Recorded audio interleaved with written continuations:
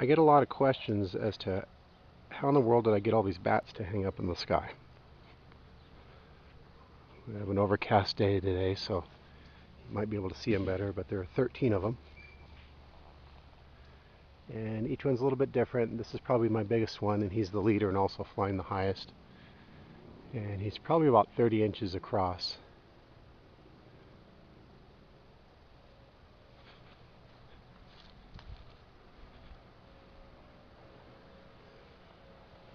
What I did is I used 30-pound test fishing line.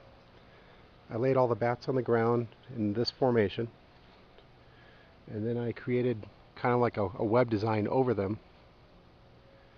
And let me see if I can get a spot here where you might be able to see the fishing line. Doesn't show up too well. But I created somewhat of a triangle. Everything departs from this corner of the roof. I used somewhat of an eye hook that I smashed with a hammer.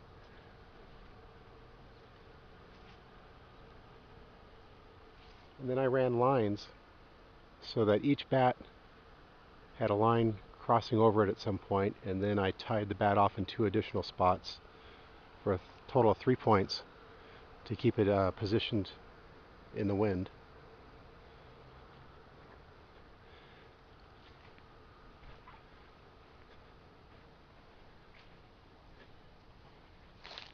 Here you can see where the line passes into the tree, comes across. The top line attaches to where the biggest bat is, and then it goes back up into the opposite tree. The other line cuts straight across. And I did the same thing for the back, though because of the weight of the bats pulling down on it, you can't see it too well. This one looks like it's going to be one that you're going to want to see in person to get a better idea of how I ran all the lines. It just doesn't show up well, which is actually a good thing. It's the effect I wanted.